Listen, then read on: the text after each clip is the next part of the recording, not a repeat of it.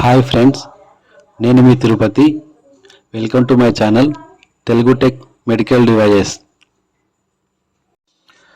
Ventilator మిషన్స్లో మనకి మెయిన్గా 3 టైప్స్ ఆఫ్ వెంటిలేటర్స్ ఉంటాయి. First one transport ventilator, second one intensive care ventilator, third one neonatal ventilator. ఇవి అనేసి మెయిన్గా మనం ప్రజెంట్ హాస్పిటల్స్లో యూజ్ చేసే 3 types of ventilators. Transport ventilators మనం ఎక్కడ యూజ్ చేస్తాము అంటే మెయిన్గా అంబులెన్స్లో యూజ్ చేస్తాం. ఎప్పుడైనా యాక్సిడెంట్ కేసెస్ అయినప్పుడు పేషెంట్ని హాస్పిటల్కి రీచ్ చేసే లోపు పేషెంట్కి బ్రీతింగ్ ప్రాబ్లం ఉందనుకోండి, మనం దాన్ని ఈ ట్రాన్స్పోర్ట్ వెంటిలేటర్ యూజ్ చేసి బ్రీతింగ్ సపోర్ట్ ఇవ్వచ్చు పేషెంట్కి.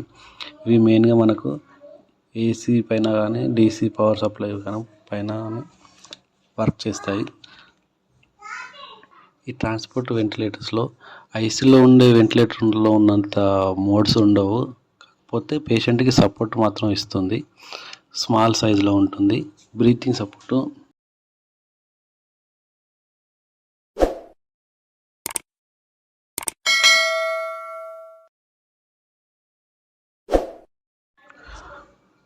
మనం ఎక్కువసేపు ఈ ట్రాన్స్పోర్ట్ వెంటిలేటర్ పైన పేషెంట్ని కనెక్ట్ చేసి ఉంచలేము.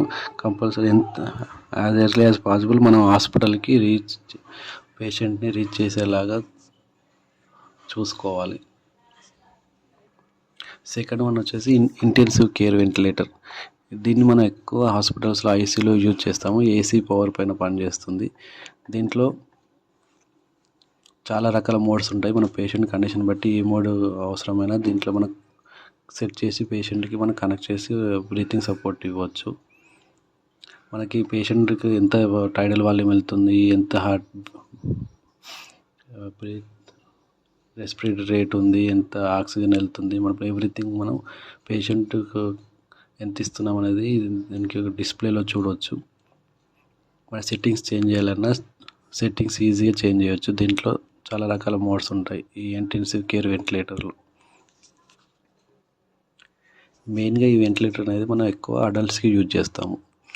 చిన్నపిల్లలకి వాడాలంటే మనం సపరేట్ వెంటిలేటర్ యూజ్ చేయాల్సి ఉంటుంది. దాన్ని నియోనేటల్ కేర్ వెంటిలేటర్ అంటాము.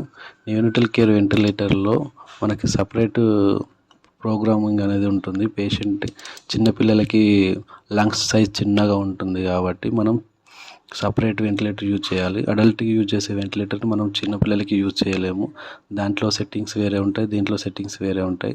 ఎందుకంటే పేషెంట్ లంగ్స్ సైజు వేరు వేరు ఉంటుంది కదా. చిన్నపిల్లలకి చాలా చిన్నగా ఉంటుంది కాబట్టి టైడల్ వాల్యూమ్ అనేది చాలా తక్కువ ఇవ్వాల్సి వస్తుంది.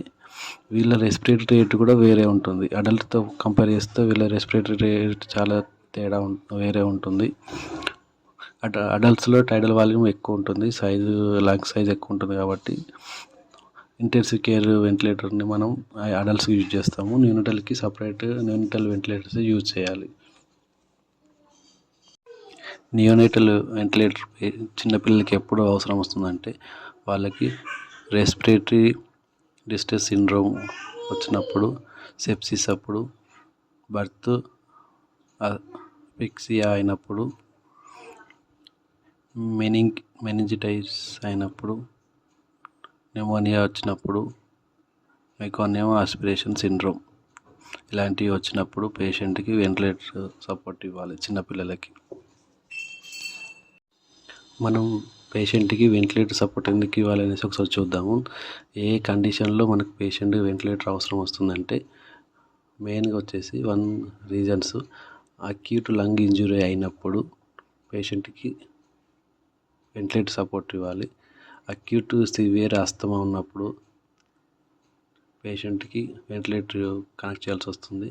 Next one chronic obstructive pulmonary disease వచ్చినప్పుడు, అప్నియా విత్ రెస్పిరేటరీ అరెస్ట్ అయినప్పుడు, హిపోక్సేమియా, అక్యూట్ రెస్పిరేటరీ అసిడోసిస్ ఇలాంటివి అయినప్పుడు మనం పేషెంట్కి వెంటిలేటర్ సపోర్ట్ ఇవ్వాల్సి వస్తుంది. సో చూశారు కదా ఫ్రెండ్స్, వెంటిలేటర్స్ ఎన్ని రకాలు ఉంటాయి, ఎందుకు యూజ్ చేస్తాం అనేది ఈ వీడియోలో మీకు ఎక్స్ప్లెయిన్ చేయడానికి ట్రై చేశాను. ఈ వీడియో మీకు నచ్చినట్టయితే లైక్ చేయండి, షేర్ చేయండి.